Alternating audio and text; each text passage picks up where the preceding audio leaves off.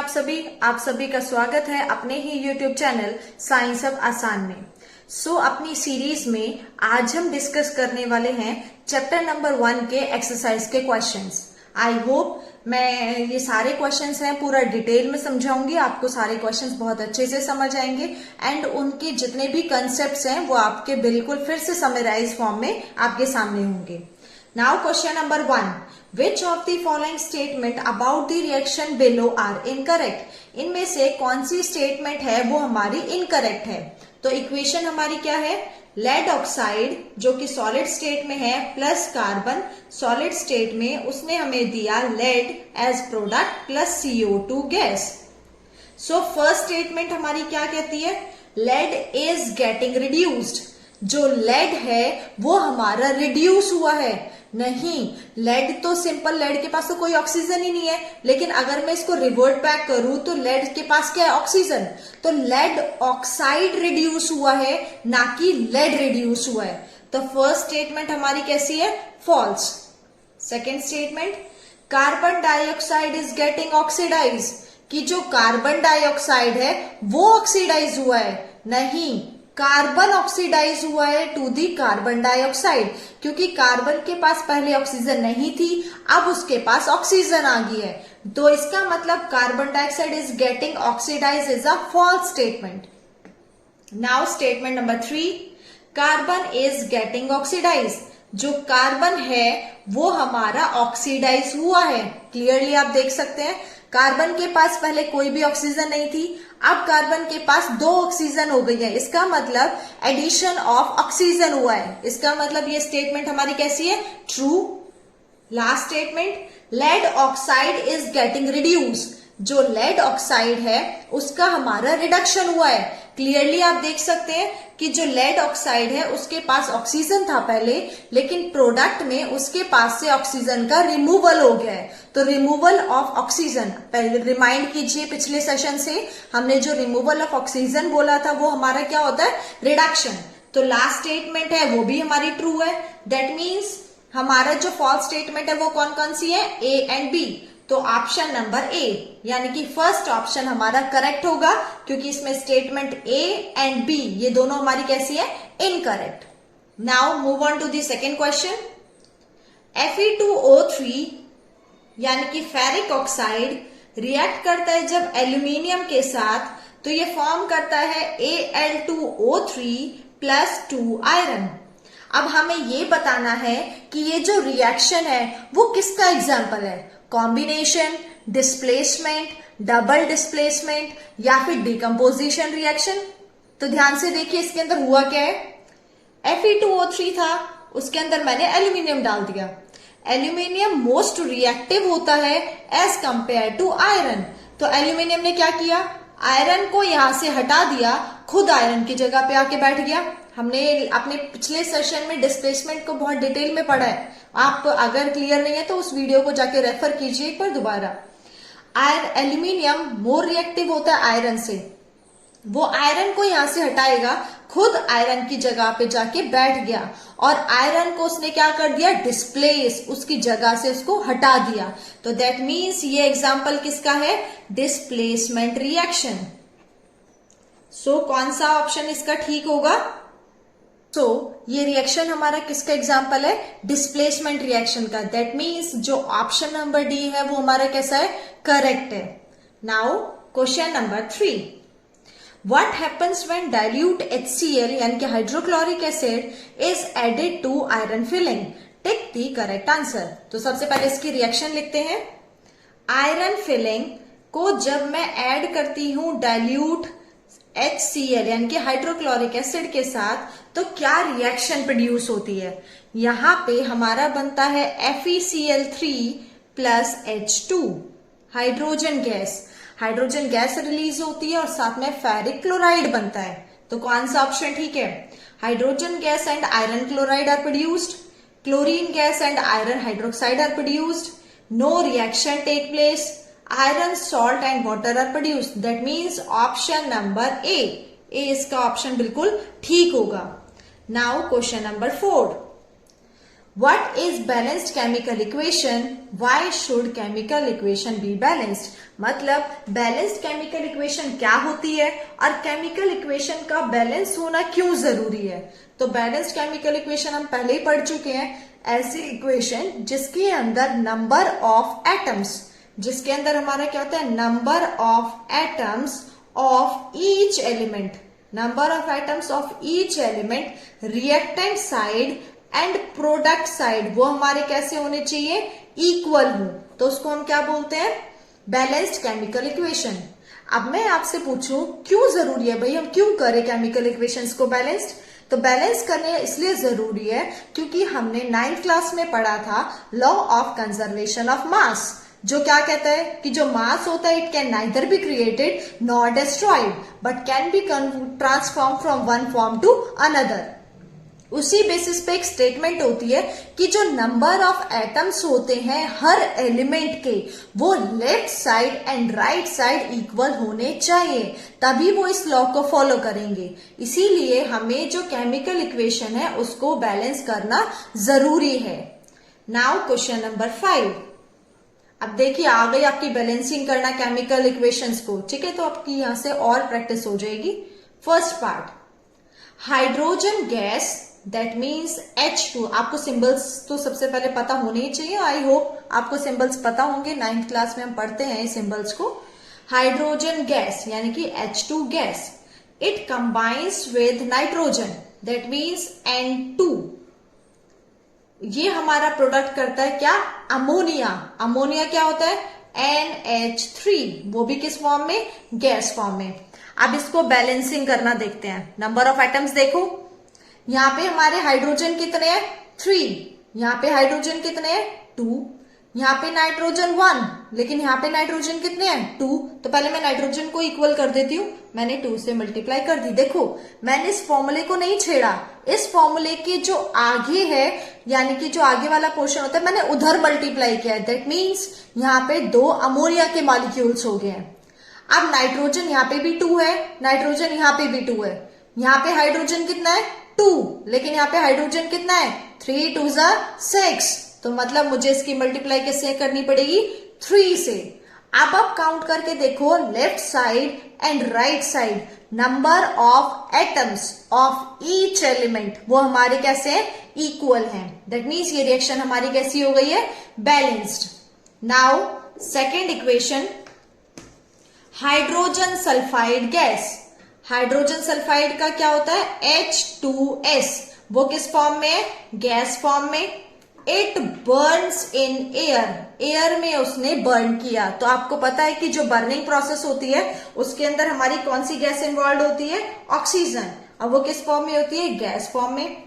उसने हमारा प्रोडक्ट बनाया water and sulphur dioxide, water के साथ में क्या बनाया, SO2, तो वाटर किस फॉर्म में होगा, लिक्विड, एंड SO2 हमारा किस फॉर्म में होगा, गैस फॉर्म में।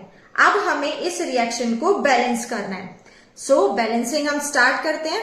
देखिए सबसे पहले हम ऑक्सीजन से शुरू करते हैं या हाइड्रोजन से, किसी से भी शुरू कर लीजिए।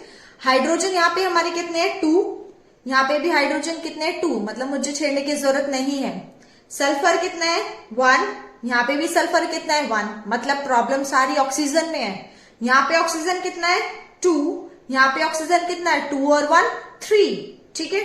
तो अगर मैं यहाँ पे इसकी 2 से मल्टीप्लाई करूं तो ऑक्सीजन कितने हो गए, 2 and 2 4, अब हमारे 4 ऑक्सीजन हो गए, लेकिन यहाँ पे ऑक्सीजन कितने हैं, 2।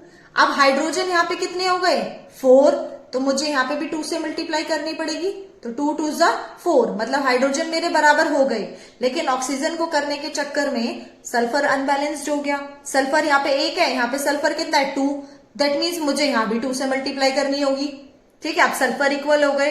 अब ऑक्सीजन को देखते हैं, ऑक्सीजन यहाँ पे 2 है और यहाँ पे 2 है प्लस 2 2 4, टोटल कितने ऑक्सीजन हो गए, 6, लेकिन इधर ऑक्सीजन कितने हैं, ओनली 2, दैट मीन्स इसकी मल्टीप्लाई मुझे किससे करनी पड़ेगी, 3 से। अब मेरी ये रिएक्शन कंप्लीटली बैलेंस्ड है। देखो जैसे मैं पहले ही बता चुकी हूँ, ये जो बैलेंसिंग होती है वो हिट एंड ट्रायल मेथड होता है। तो आप अलग अलग नंबर से मल्टीप्लाई करके देखो, नंबर ऑफ आइटम्स को इक्वल करके देखो, एट लास्ट हमारे जो नंबर ऑफ आइटम्स हैं हर एलिमेंट के वो इक्वल होने चाहिए। Now question number 3, third part, barium chloride that means BaCl2, it reacts with aluminium sulfate. Aluminium sulfate means aluminium Al2SO4 whole 3. It reacts with, ये हमारा aqueous में है क्योंकि सॉल्यूशन है, ये भी एक्वस है। ये रिएक्ट करके हमारा बनाते हैं एल्यूमिनियम क्लोराइड यानी कि AlCl3 plus precipitate of barium sulphate यानी कि BaSO4 के प्रेसिपिटेट्स। दैट मीन्स ये कौन सी स्टेट में होगा, सॉलिड, और ये क्या होगा, एक्वस। अब इस रिएक्शन को बैलेंस करना है। ये रिएक्शन हम पहले भी डिस्कस कर चुके हैं जब हम इंडेक्स के क्वेश्चंस कर रहे थे। यहाँ पे क्लोरीन हमारे कितने 3, यहाँ पे क्लोरीन कितना है 2, बेरियम तो 1 है दोनों तरफ। एल्यूमिनियम यहाँ पे कितना है 2, लेकिन एल्यूमिनियम कितना इधर 1, तो मुझे 2 से मल्टीप्लाई करनी होगी। एल्यूमिनियम बराबर हो गए, ठीक है, लेकिन अब क्लोरीन कितने हो गए 6, तो मुझे इधर 3 से मल्टीप्लाई करनी होगी, क्लोरीन हो गए 6। अब सल्फेट यहाँ पे कितने हैं 3, यहाँ पे सल्फेट कितना है 1, तो मुझे 3 से मल्टीप्लाई करनी होगी। अब ये रिएक्शन मेरी ओवरऑल बैलेंस्ड है। Now fourth part, potassium metal reacts with water. Potassium metal किस स्टेट में होगा, सॉलिड। ये रिएक्ट करेगा किसके साथ, वाटर के साथ। वाटर हमारा किस स्टेट में होगा, liquid. It produces potassium hydroxide मतलब KOH एंड हाइड्रोजन गैस। तो ये एक्वस होगा और साथ में हमारी क्या प्रोड्यूस होगी, हाइड्रोजन गैस। अब इसको बैलेंस करना है। यहाँ पे हाइड्रोजन 2 है, यहाँ पे हाइड्रोजन कितने हैं 3, ऑक्सीजन 1 है, यहाँ पे भी ऑक्सीजन 1 है, पोटेशियम 1 है, यहाँ पे भी पोटेशियम 1 है। दैट मीन्स यहाँ पे हाइड्रोजन हमारे 3 है और यहाँ पे हाइड्रोजन हमारे कितने हैं 2। अगर मैं इसकी 2 से मल्टीप्लाई कर दूं तो हाइड्रोजन कितने हो गए 4, और मैं यहाँ पे भी 2 से मल्टीप्लाई कर दूं तो 2 हाइड्रोजन ये रहे और 2 हाइड्रोजन ये रहे, टोटल कितने हो गए 4, ठीक है, इक्वल हो गया। अब यहाँ पे ऑक्सीजन भी 2 है, यहाँ पे भी ऑक्सीजन 2 है, यहाँ पोटेशियम 1 है, यहाँ पोटेशियम कितना है 2, तो मुझे इसकी 2 से मल्टीप्लाई करनी होगी। अब आप काउंट करके देखिए, number of atoms of all elements reactant side and product side दोनों इक्वल हैं। Now question number 6, balance the following chemical equation, जिसमें फर्स्ट पार्ट है HNO3, HNO3 मतलब क्या होता है, नाइट्रिक एसिड, प्लस CaOH2 मतलब calcium hydroxide. It reacts to give CaNO3 whole 2 plus H2O। ठीक है, इन्होंने हमारे फॉर्म कर दिया। अब हमें ये बताना, चलो पहले आइडेंटिफाई करो ये कौन सी टाइप की रिएक्शन है। ये है डबल डिस्प्लेसमेंट, क्योंकि इसके अंदर जो आयंस हैं उनका एक्सचेंज होके हमारे प्रोडक्ट्स फॉर्म हुए हैं। अब इसको हम बैलेंस करना शुरू करते हैं। इसकी बैलेंसिंग में सबसे पहले देखिए कि जो कैल्शियम इधर भी 1 है, इधर भी 1 है, लेकिन नाइट्रोजन यहाँ पे कितने हैं 2, यहाँ पे नाइट्रोजन कितना है ओनली 1, ऑक्सीजन कितना है 6 और 1 7, यहाँ पे ऑक्सीजन कितना है 3 और 2 5। दैट मीन्स सबसे पहले मैं किसको इक्वल करती हूँ, नाइट्रोजन को। नाइट्रोजन यहाँ पे 2 है, मैंने यहाँ पे 2 से मल्टीप्लाई कर दी। अब 3 2 6 और 2 8, 8 हमारे क्या हो गए हैं ऑक्सीजन, लेकिन यहाँ पे ऑक्सीजन कितने हैं 3 2 6 और 1 7, तो मुझे यहाँ पे भी 2 से मल्टीप्लाई करनी होगी। अब ऑक्सीजन कितने हो गए, देखो 3 2 6 प्लस 2 यहाँ पे ऑक्सीजन, ये हमारे ऑक्सीजन हो गए 8। अब 8 ऑक्सीजन दोनों तरफ इक्वल है। अब यहाँ पे हाइड्रोजन हमारे कितने हैं 4, यहाँ पे भी हाइड्रोजन देखिए 2 हाइड्रोजन ये रहे और 2 हाइड्रोजन यहाँ पे 4। दैट मीन्स ये रिएक्शन मेरी बैलेंस हो गई है। Now second part, NaOH plus H2SO4, NaOH मतलब sodium hydroxide, H2SO4 means sulphuric acid, to give Na2SO4 that means sodium sulphate plus H2O that means water. अब हम इसको बैलेंस करना शुरू करते हैं। सबसे पहले देखिए यहाँ पे सोडियम हमारे कितने हैं 2 और यहाँ पे सोडियम कितना है 1, तो मैं 2 से मल्टीप्लाई कर देती हूँ, सोडियम हो गए बराबर। अब देखिए सल्फेट, सल्फर 1 है, यहाँ पे भी सल्फर 1 है, ऑक्सीजन यहाँ पे 4 और 1 5 है, लेकिन यहाँ पे ऑक्सीजन कितने हैं 4 और 2 6, ठीक है, दैट मीन्स मुझे इसकी 2 से मल्टीप्लाई करनी होगी। अब 4 ऑक्सीजन यहाँ पे और 2 ये रे 6, दोनों तरफ इक्वल हो चुके हैं।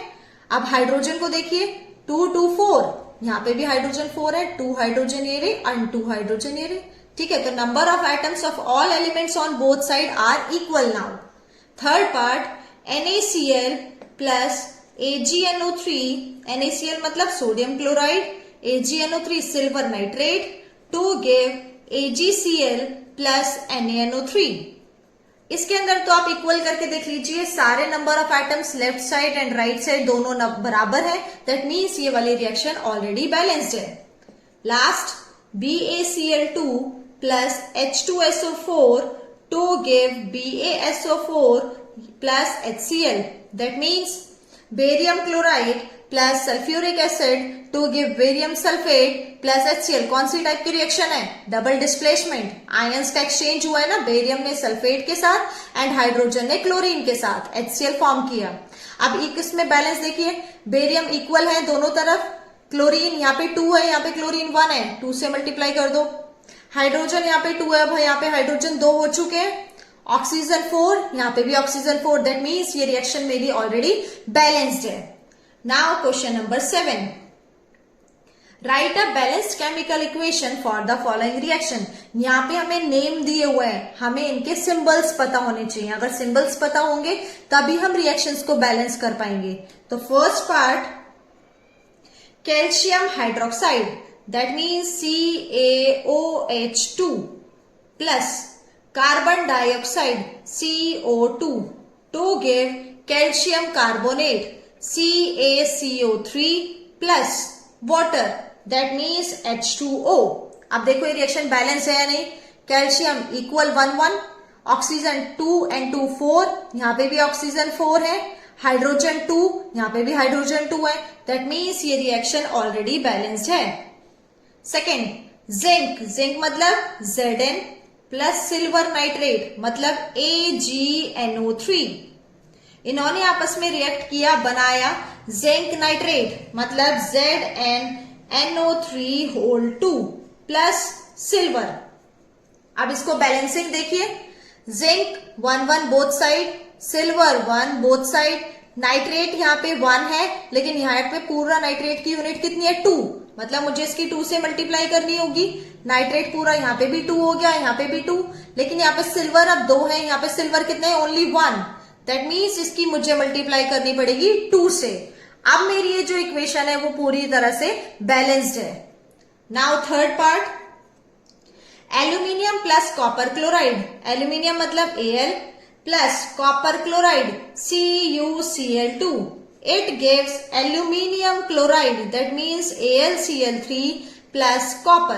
अब इस रिएक्शन को बैलेंस देखते हैं, एल्यूमिनियम 1 1, कॉपर 1, क्लोरीन 2, इधर क्लोरीन हमारे कितने हैं? 3, तो क्लोरीन को इक्वल करने के लिए अगर मैं इधर 2 से मल्टीप्लाई कर दूं तो 2 3 जा 6, मैं यहाँ पे 3 से मल्टीप्लाई करूं तो 3 2 जा 6, क्लोरीन हो गए बराबर।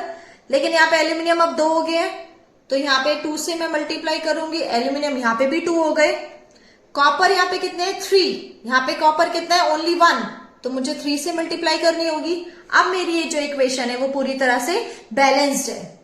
Now fourth part, barium chloride, that means BaCl2 plus potassium sulphate, that means K2SO4, it reacts to give barium sulfate plus potassium chloride। Balance करना शुरू करो। पोटेशियम यहाँ पे कितने हैं? 2, यहाँ पे पोटेशियम कितना है? 1, 2 से मल्टीप्लाई कर दूं, हो गया बराबर पोटेशियम दोनों तरफ। क्लोरीन यहाँ पे 2, यहाँ पे भी chlorine 2, barium 1, barium 1, SO4 1, SO4 1, that means ये हमारी रिएक्शन पूरी तरह से अब बैलेंस्ड है। Question number 8, right the balanced chemical equation for the following and identify the type of reaction. आपको इसमें बैलेंस भी करना है और साथ में आइडेंटिफाई भी करना है कि रिएक्शन कौन से टाइप की है। पोटेशियम ब्रोमाइड, पोटेशियम मतलब K, ब्रोमाइड मतलब Br, एक्वस है, प्लस बेरियम आयोडाइड, बेरियम मतलब Ba, आयोडाइड मतलब I2, एक्वस है, to give potassium iodide Ki, plus barium bromide, that is BaBr2, ये सॉलिड है। अब पहले बैलेंसिंग करना शुरू करते हैं। यहाँ पे हमारा ब्रोमीन कितने हैं 2, ब्रोमीन यहाँ पे कितना है 1, 2 से मैंने मल्टीप्लाई कर दी, इक्वल हो गया। अब पोटेशियम यहाँ पे 2 हो चुके हैं, मैं यहाँ पे 2 से मल्टीप्लाई कर दूं, पोटेशियम 2। अब आयोडीन 2, आयोडीन 2 ही है इधर भी, बेरियम इधर 1 है, यहाँ पे भी बेरियम 1 है। अब मेरी रिएक्शन बैलेंस तो हो गई है। अब आइडेंटिफाई करूं कौन सी टाइप की रिएक्शन है। देखिए पोटेशियम यहाँ पे प्रेजेंट है K पॉजिटिव की फॉर्म में, bromine Br negative, Ba2 positive, I negative. तो यहाँ पे हुआ क्या है, एक्सचेंज ऑफ आयंस। पोटेशियम ने किसके साथ रिएक्ट किया, आयोडीन के साथ, क्या बना दिया, पोटेशियम आयोडाइड। बेरियम ने किसके साथ रिएक्ट किया, ब्रोमीन के साथ, क्या बना दिया, बेरियम ब्रोमाइड। तो कौन सी टाइप की रिएक्शन है, डबल डिस्प्लेसमेंट रिएक्शन। ठीक है। Second, zinc carbonate, that means ZnCO3, solid है, उससे हमारा बना zinc oxide, that means ZnO plus carbon dioxide, that is CO2 gas. अब हमें इस रिएक्शन को बैलेंस करना है, तो ये रिएक्शन ऑलरेडी बैलेंस्ड है, आप काउंट करके देखिएगा, number of atoms left side and right side दोनों बराबर है। अब आइडेंटिफाई करो ये कौन सी टाइप की रिएक्शन है। देखो इसके अंदर एक हमारा रिएक्टेंट था, वो एक रिएक्टेंट से हमारे 2 प्रोडक्ट बने हैं, दैट मीन्स ये टूट गया, इसने टूट के हमारे 2 प्रोडक्ट दे दिए। तो टूटना किसमें होता है, डीकंपोजिशन। तो ये कौन सी टाइप की रिएक्शन है, that is decomposition reaction. Now third, hydrogen gas यानी कि H2 plus chlorine gas to give hydrogen chloride, chlorine gas to give hydrogen chloride. Balance करो, हाइड्रोजन 2, यहाँ पे तो हाइड्रोजन 1 है, दैट मीन्स मुझे इसकी 2 से मल्टीप्लाई करनी होगी। क्लोरीन यहाँ पे कितने हैं 2, यहाँ पे भी क्लोरीन कितने हैं 2, बैलेंस हो गई। अब देखो ये कौन सी रिएक्शन है। अब सोचो थोड़ा सा, ये जो रिएक्टेंट थे ये 2 ने मिलके एक प्रोडक्ट दिया है, दैट मीन्स ये दोनों आपस में जुड़ गए। तो कौन सी टाइप की रिएक्शन है, that is combination reaction. Now last, magnesium plus hydrochloric acid to give magnesium chloride plus hydrogen. Magnesium solid state में है, उसने रिएक्शन की हाइड्रोजन क्लोराइड जो कि एक्वस सॉल्यूशन है, टू गिव मैग्नीशियम क्लोराइड जो कि एक्वस है प्लस हाइड्रोजन गैस। तो सबसे पहले तो इसको बैलेंसिंग देखते हैं। यहाँ पे क्लोरीन 1 है, यहाँ पे क्लोरीन कितना है 2। आप अपनी मर्जी से किसी भी एक एटम को चूज करके पहले उसको बैलेंस कर सकते हो, किसी भी एटम को बैलेंस कर लो, लेकिन वही है कि एट लास्ट आपके नंबर ऑफ एटम्स हैं वो left side and right side equal होने चाहिए। क्लोरीन यहाँ पे 2 है, यहाँ पे क्लोरीन 1, तो मैंने 2 से मल्टीप्लाई कर दी, क्लोरीन इक्वल हो गए। हाइड्रोजन 2, हाइड्रोजन 2, मैग्नीशियम 1, मैग्नीशियम 1, तो मेरी रिएक्शन बैलेंस्ड हो गई है। अब आइडेंटिफाई करो ये कौन सी टाइप की रिएक्शन है। 1 मिनट का पोज लो, सोचो फिर जवाब दो। देखो हुआ क्या, मैग्नीशियम ने आके हाइड्रोजन को उसकी जगह से हटा दिया और खुद हाइड्रोजन की जगह बैठ गया, दैट मीन्स मैग्नीशियम ने इसको इसकी पोजीशन से डिस्प्लेस कर दिया। तो ये कौन सी टाइप की रिएक्शन है, that is the reaction of displacement. I hope आपको क्लियर हो गए होंगे all type of reactions and identify हम कैसे करते हैं रिएक्शंस को। Now next question, what does one mean by exothermic and endothermic reaction, give example. ये हम पहले अच्छे से डिस्कस कर चुके हैं।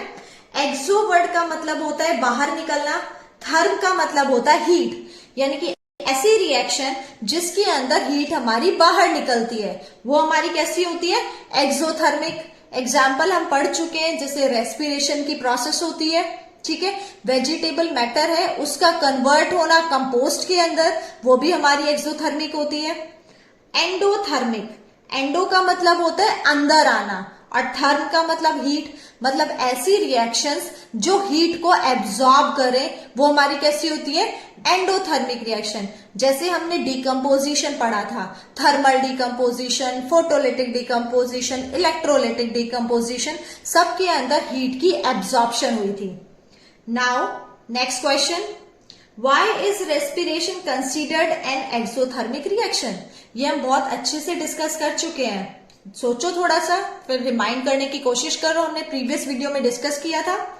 जो रेस्पिरेशन की प्रोसेस होती है उसमें होता क्या है, जो भी हम कार्बोहाइड्रेट्स ले रहे हैं, कार्बोहाइड्रेट्स ब्रेक करके ग्लूकोज बनाता है। वो ग्लूकोज ऑक्सीजन के साथ रिएक्ट करके, जो कि हमारी सेल्स में प्रेजेंट है, रिएक्ट करके हमें एनर्जी देता है। तो यहां से हमारी क्या प्रोड्यूस होती है, energy. Energy is the form of heat. इसीलिए हम रेस्पिरेशन को क्या बोलते हैं, exothermic reaction. Now next, why are decomposition reaction called opposite of combination? जो decomposition reaction होती है उनको opposite कहा जाता है combination के। क्यों, अभी हमने डिस्कस किया। जैसे एग्जांपल हमने अभी ऊपर से ले लेते हैं, जिंक कार्बोनेट ने टूट के जिंक ऑक्साइड एंड CO2 बनाया, यानी कि डिकम्पोजिशन हुई। अगर मैं इस रिएक्शन का रिवर्ट बैक कर दूं, जिंक ऑक्साइड और CO2 को ऐड कर दूं, तो मेरा ZnCO3 बन जाएगा। तो ये किसका एग्जाम्पल हुआ, कॉम्बिनेशन का। इसीलिए मैं कह सकती हूं कि जो डिकम्पोजिशन रिएक्शंस होती हैं वो हमारी अपोजिट होती है, किसका, कॉम्बिनेशन का। Now we will discuss question number 12। Write one equation each of decomposition reaction where energy is supplied in the form of heat and electricity. That means आपको decomposition reaction के 3 एग्जाम्पल देने हैं जिसके अंदर हीट के presence में decomposition हुआ है, या फिर लाइट के प्रेजेंस में हुआ है, या फिर इलेक्ट्रिसिटी के प्रेजेंस में हुआ है। तो हीट के प्रेजेंस में आप कैसे एग्जाम्पल दे सकते हैं, जब हम कैल्शियम कार्बोनेट से हीट की सप्लाई करते हैं तो ये ब्रेक हो जाता है into calcium oxide and CO2। Another light की प्रेजेंस में जब हम सिल्वर क्लोराइड उसके ऊपर लाइट की सनलाइट की सप्लाई करते हैं तो ये डिकम्पोज हो जाता है into silver metal and the chlorine gas.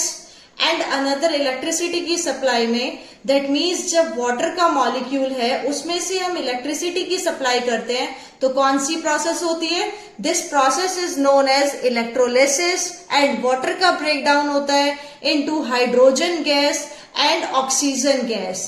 So ये 3 एग्जाम्पल्स थे डिकम्पोजिशन रिएक्शन के, in the form of heat, light and electricity. Now question number 13, what is the difference between displacement and double displacement reaction? Write equation for these reaction. That means आपको explain करना है कि displacement and double displacement में क्या difference होता है, इन दोनों के एक एक एग्जाम्पल एक्सप्लेन करने हैं। सो हम ऑलरेडी डिस्कस कर चुके हैं, जो डिस्प्लेसमेंट रिएक्शन होती है उसका मतलब होता है जब भी कोई एक हाईली रिएक्टिव मेटल किसी लेस रिएक्टिव मेटल को उसकी पोजीशन से डिस्प्लेस कर दे और खुद उसकी पोजीशन ले ले, तो उसको हम क्या बोलते हैं, डिस्प्लेसमेंट रिएक्शन। जैसे हम ऑलरेडी पढ़ चुके हैं, जब हम सिल्वर नाइट्रेट उसकी रिएक्शन कराते हैं कॉपर मेटल के साथ, तो कॉपर हाईली रिएक्टिव होता है एज कंपेयर टू सिल्वर, तो इस सिल्वर को इसकी जगह से हटा देगा। देन प्रोडक्ट हमारा क्या फॉर्म होता है, copper nitrate plus silver metal.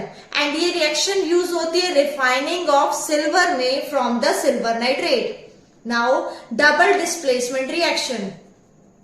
Double displacement में क्या होता है, यहाँ पे एक्सचेंज ऑफ आयंस होता है, that means mutual exchange of ions. 2 ions exchange होके हमारा कोई एक प्रोडक्ट की फॉर्मेशन करते हैं। ठीक है, इसका एग्जाम्पल हम ऑलरेडी वीडियो में डिस्कस कर चुके हैं। Now question number 14, in the refining of silver, the recovery of silver from silver nitrate solution involve displacement by copper metal. Write down the reaction involved. That means अगर मुझे silver की refining करनी है silver nitrate के solution से, किसका use करके, copper metal का यूज करके, तो वो रिफाइनिंग होगी कैसे, हम अभी डिस्कस कर चुके हैं in the example of displacement reaction. जब भी सिल्वर नाइट्रेट उसकी रिएक्शन कॉपर के साथ होती है तो कॉपर हाईली रिएक्टिव होता है एज कंपेयर टू सिल्वर, तो इस सिल्वर को यहां से डिस्प्लेस करेगा। देन प्रोडक्ट हमारा क्या फॉर्म होगा, copper nitrate and silver metal हमारा रिफाइन हो जाएगा। So now next question, What do you mean by precipitation reaction? Explain by giving example. तो precipitation तो हम बहुत डिटेल से पढ़ चुके हैं। precipitation का मतलब होता है, अगर मान लो कोई भी तुम्हारे पास 2 सॉल्यूशन है, ठीक है, मैं 2 सॉल्यूशंस को आपस में मिक्स कर रही हूं। जैसे मान लो मैंने लिया barium sulphate and sodium chloride. मैंने इन दोनों का सोल्यूशन लिया, अब मैं इन दोनों को मिक्स कर रही हूं, तो यहां से मेरा क्या फॉर्म होगा, barium chloride and sodium sulphate. तो यहाँ पे जो बेरियम क्लोराइड है इसके इनसॉल्युबल कुछ सॉलिड सब्सटेंस बन जाएगा, तो वो जो इनसॉल्युबल सॉलिड सब्सटेंस बना है उसी को हम क्या बोलते हैं, प्रेसिपिटेट्स। दैट मीन्स प्रेसिपिटेट्स होते हैं वो इनसॉल्युबल होते हैं सॉल्यूशन के अंदर, एंड जिस भी रिएक्शन के अंदर प्रेसिपिटेट्स की फॉर्मेशन होती है उसी को हम क्या बोलते हैं, precipitation reaction. Now next question, explain the following in terms of gain और loss of oxygen with the 2 example each. अब ऑक्सीडेशन हम भी अभी पढ़ा है हमने, ऑक्सीडेशन का मतलब होता है गेन ऑफ ऑक्सीजन। हम इसमें एग्जाम्पल भी डिस्कस कर चुके हैं कॉपर ऑक्साइड का, एंड रिडक्शन का मतलब होता है loss of oxygen. In terms of oxygen हम बात कर रहे हैं। Now next question, a shiny brown colored element X on heating in air become black in color। That means कोई एक X एलिमेंट है, अगर मैं उसकी हीटिंग करती हूँ, हीटिंग होगी तो ऑब्वियसली बात है ऑक्सीजन के प्रेजेंस में होगी, तो यहाँ पे एक सब्सटेंस बनता है जिसका कलर कैसा होता है, ब्लैक कलर। आपको आइडेंटिफाई करना है वो एलिमेंट X क्या है, एंड ब्लैक कलर का जो कंपाउंड फॉर्म हुआ है उसका नाम क्या होगा। तो जो X का कंपाउंड है या फिर जो X एलिमेंट है वो हमारा कॉपर मेटल होता है। जब हम कॉपर मेटल की reaction in the presence of oxygen उसको हीट करते हैं तो यहाँ पे हमारा फॉर्म होता है कॉपर ऑक्साइड। जो कॉपर ऑक्साइड होता है उसका कलर कैसा होता है, ब्लैक कलर। ठीक है, अब नाउ क्वेश्चन नंबर 18, 19 एंड 20 ये आपके सिलेबस में नहीं है, लेकिन हम जो कोरोजन वाला टॉपिक है वो अपने नेक्स्ट अपकमिंग वीडियोस में नेक्स्ट चैप्टर में हम पूरा डिटेल से डिस्कस करेंगे। आई होप आपको ये चैप्टर समझ आ गया होगा। So please like, share and subscribe करना ना भूलें।